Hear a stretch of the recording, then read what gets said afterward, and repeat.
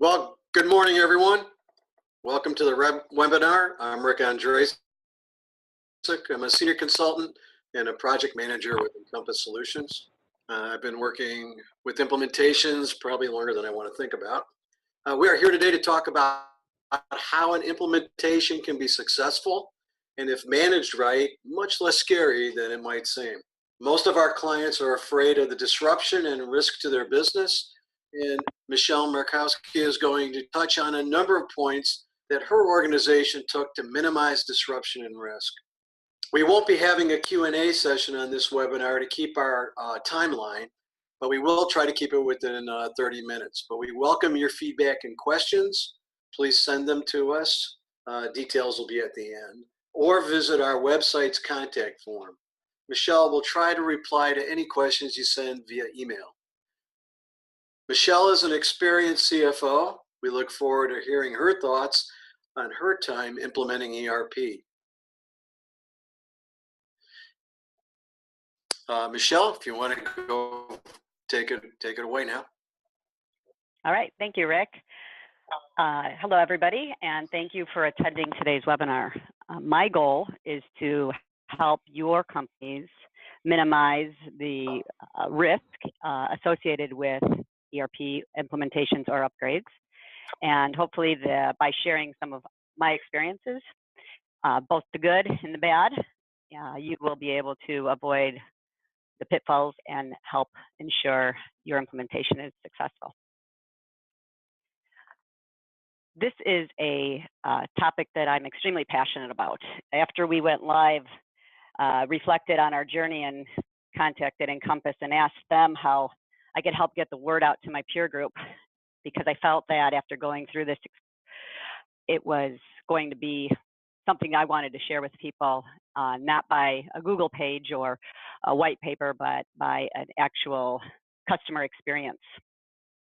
Sonia and I had collaborated and came up with an idea for a webinar, and here it is. This is my first webinar, and I appreciate any patience during this. I will try to make it informative, interesting, and inspirational. While this webinar was being prepared, I was also celebrating the anniversary of our 1-year go live at our company's implementation. We were having a party, and we wanted to stress to the employees how important it was that they appreciate the journey that we just had been on for the past year, and prior to that, 3 years. I did some Googling to see just exactly how proud of ourselves we should be. And I typed in, what percentage of ERP implementations fail?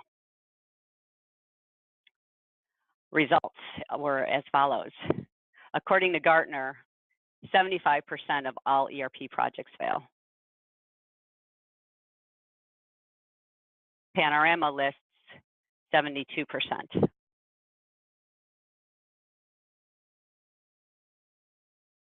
Smart Insights has 62%. Those stats are pretty staggering, and what we wanted to get across to our employees was that we beat the odds. I want you to beat the odds as well. One event I attended during our early years of implementation, we were at about T-minus 2.5 years. I attended an event and was speaking with a fellow CFO and told him we were implementing an ERP system. He replied, never will he implement an ERP system. I was, wow, taken aback. I couldn't believe never would come across to never do it. I was still in our early years and was extremely positive about our journey, and I was very shocked that he had such strong feelings about that. But apparently, he did his Google search and didn't like those odds. So hang on for the most important line here associated with infomercials, that, but wait, you don't have to be in that category. Miracles do happen. I am a native Chicagoan and a native Chicago Cub fan. except I had a little deviation in 2006. But I'm a Cub fan, and we won the World Series. So that was inspirational. If the Cubs could do it, I figured, we were still going to be able to pull off our ERP implementation. This is a slide of our team on cutover weekend. We watched Apollo 13. It was quite relaxed, actually. Apollo 13 was a movie that we associated quite strongly with during our implementation, and we had it fitting that we were watching it the night of our conversion go live weekend. So after we completed our ERP implementation, I reflected on the journey, and I felt very strongly about sharing experience with what we did wrong. That's important. You could talk to a lot of people and they'll just tell you what was right or what to do right, but I thought sharing what was wrong was important, as well as sharing what was right. During our implementation, there was the belief that we were going to be completely successful. I was really the one championing the change. I started with the company in 2011, and after 2 days, I realized that the system that they were on wasn't the one to be on. However, they had just completed a 5-year implementation 9 months prior to my joining the company. A year after I was here, I convinced our president to attend a user conference and planted the seed about converting. The next year, 2013, we signed the contract for the new software, and then we went live 3 years later. First year, thought we had a 100% chance of success. Year 2, we took a dive. It was pretty dismal for a while, but then we put things in place, what I now refer to as the Cornerstones for a successful implementation, and we succeeded. The Cornerstones, it's the word I chose. I could have chose foundation or many other ones, but because of the definition of an important quality or feature of which a particular thing depends or is based, thought it was appropriate for the word choice for the topic of this conversation. The 4 cornerstones that I have selected, they all carry equal weight. Neither one is more important than the other. One might be slightly skewed, but it's definitely all critical. We were successful. We were successful because we were able to decide on a product, configure our hardware, install our software. We also customized or personalized our software. We upgraded. We trained our team. We converted from our legacy system. We went live. But more importantly, we stayed live. We didn't have any disruption to our customers. And in the final analysis, we set out what we said we were going to do. Who's really going to remember the struggles, and who really wants to, and challenges that we encountered along the way? Why would we want to hang on to that? How important was that? It became important to me to hang on to it, and in order to attempt to help others to avoid what we did wrong. I do hold firm to the belief that most mid-sized privately held businesses are like a deck of cards. I've been in this space my entire year, and while names change, the same ace of diamonds or 2 of clubs exist in all organizations. It's my belief that most companies are going to make the same, poor decisions that we made, not believing them to be poor at the time, but it is my wish that I may help some companies avoid going down our same path. When I said we were successful, we were, but we also spent more money than we should have. We spent more time than we should have. And we also lost a couple of key staff members that we shouldn't have. So in this webinar, I wish to convey what I believe are the cornerstones of a successful implementation. Dedicated staff. Most mid-sized companies, most companies for that matter, do not have a dedicated seasoned employee base that are strictly dedicated to ERP implementations. Rather, most likely, you will be pulling employees from the various functional departments to be on the project team, on a full-time basis. Your subject matter experts are usually your strong performers and may or may not have the bandwidth to do their day job and be on the project team. They may also not have the experience of being on a project team or have any history of ERP implementations. SMEs, or your subject matter experts, are not necessarily experts for system conversions. Most of your employees will never have gone through one. Remember that 75 failure rate in the beginning? 75% of failure rates. And even if they were on one, you think they'd want to volunteer for another. Our team had a dedicated IT manager, business analyst, chief operating officer, chief financial officer, operations manager, and sales manager. You may or may not notice that we were missing some representation from our purchasing group. This was an area that we had pointed out was a weakness, but we could not get enforced participation in this area. We, as a implementation team, were required to fill this gap and absorb not only our day jobs, not only the implementation, but another department as well. And a recommendation I would have is that this not be allowed on your project. I think that all representation across all departments must be required. We also had multiple things going on at the same time. We were opening up a subsidiary in another country. We were building and opening a new site in another state, and we did allow that lack of participation by critical functional areas.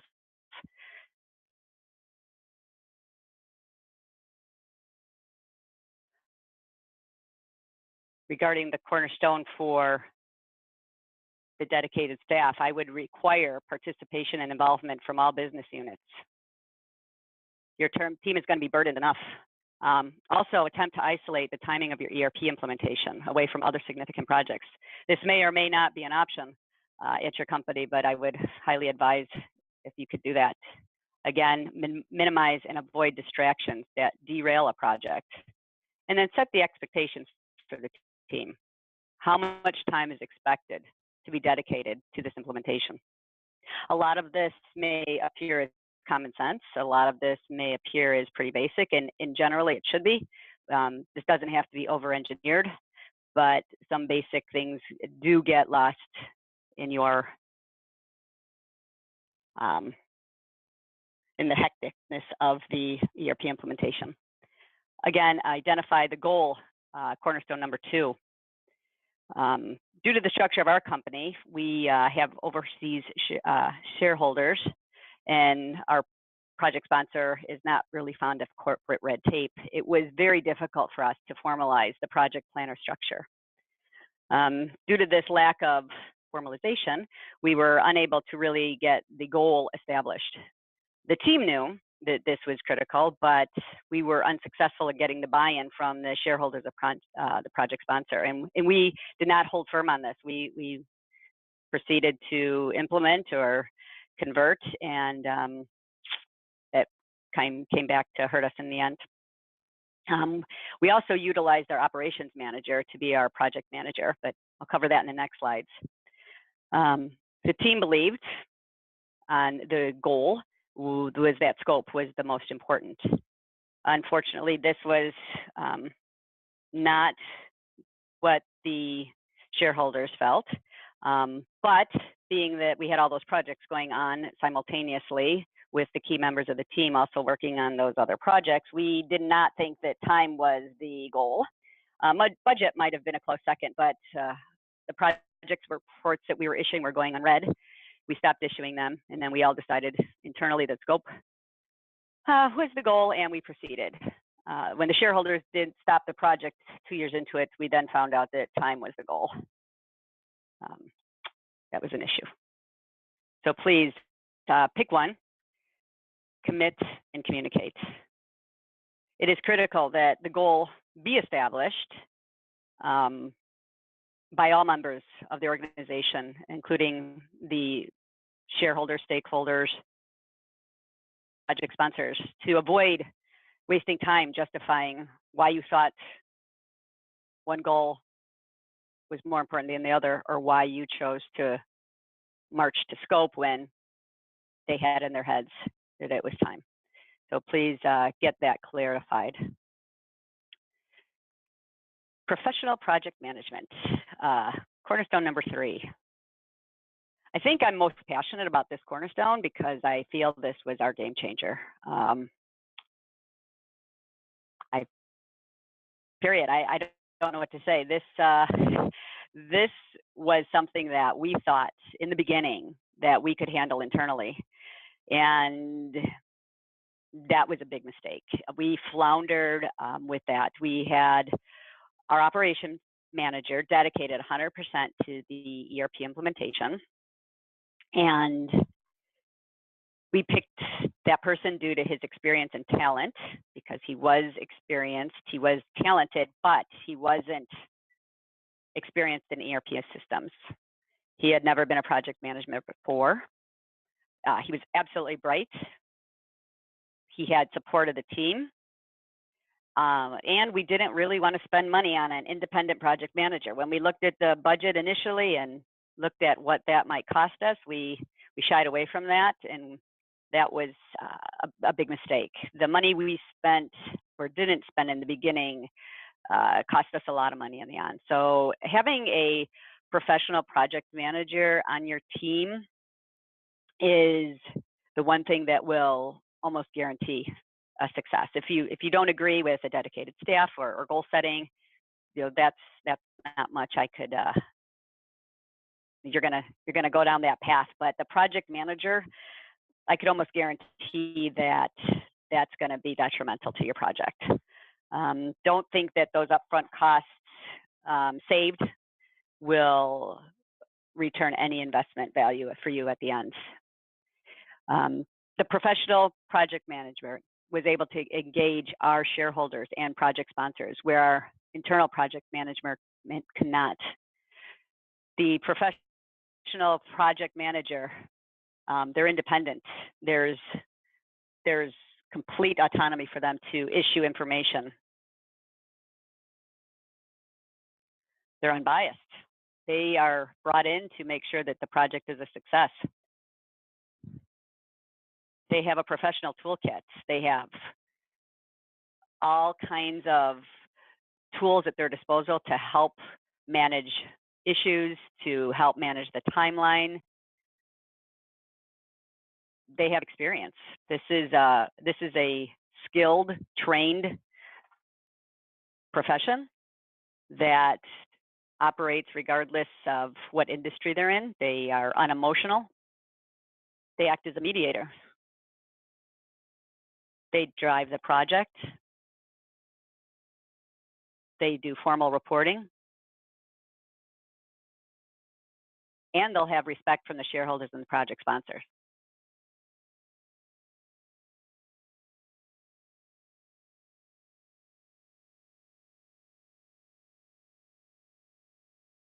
The 4th cornerstone, your implementation partner. We were very, very lucky to have found Encompass Solutions. And while this is not a paid advertising spot, this is a company that I completely respect and reached out to ask how to get my message out and to help me help my peers and reach out to people. And we came up with this webinar. But we had initially partnered with the software company where we bought the software from. And that did not go too well for us. So that was a fail on our part in the beginning. And when we reached out and knew we wanted somebody outside of the company that we purchased the software from, we believe they wrote great software, but as far as implementing, that wasn't their strong suit. We reached out and found Encompass. Our relationship with them is alive and strong today. We knew we'd need a partner not to just help us get through the conversion, but that we could rely on long after we were live. Our IT staff is not made up of developers, solution experts, and reliable up-to-date software changes that are occurring. So we wanted to make sure that we had a partner that we could rely on that would help us achieve our goals, not only for going live, but also going into the future. If you haven't figured out by now, we were not an easy customer. At the time we were engaging Encompass, we were sans a project manager, a professional one. We were in our floundering period. We were a little disjointed. We were not sure about how we were going to launch the implementation. And we also knew,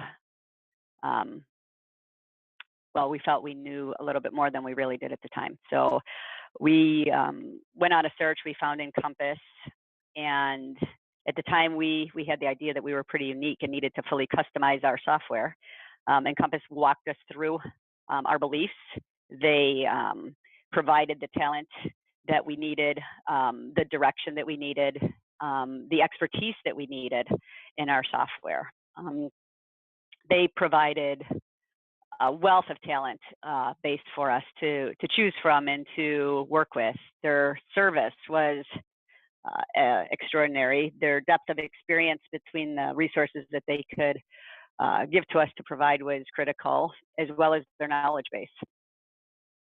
Their responsiveness is great. We had been struggling with going live, and we were going into our second year and at an all-time low. And they were very agile with us as well. We had to restart certain things. We had to redo certain things, and they were able to work with us. Always extremely professional. They were so very pleasant. And I threw that up there, and it sounds kind of strange being in a business environment, but when you're in a crisis situation, as we were when we engaged them, and we were spending a lot of money and a lot of time and a lot of resources and not going anywhere, it really helped to have people that you enjoyed working with and really felt that they were on your team.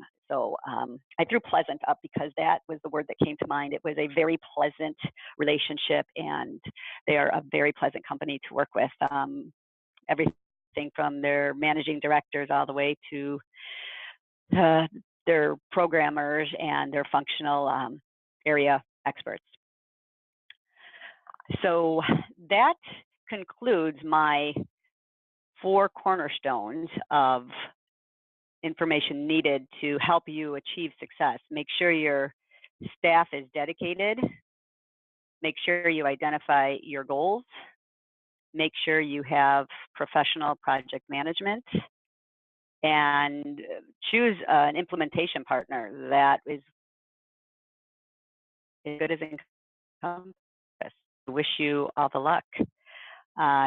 Trying not to run over the time here. I appreciate your time listening to this. I appreciate your patience as I got through this first webinar. And the information for contacting Encompass is up on the screen. I'll leave that up there. And I believe I touched on everything I wanted to touch on. But as Rick said at the beginning, if you have any questions or need me to elaborate on anything, I am more than happy to take your calls and your emails. Please send them through Encompass, and I'll help you out as best I can.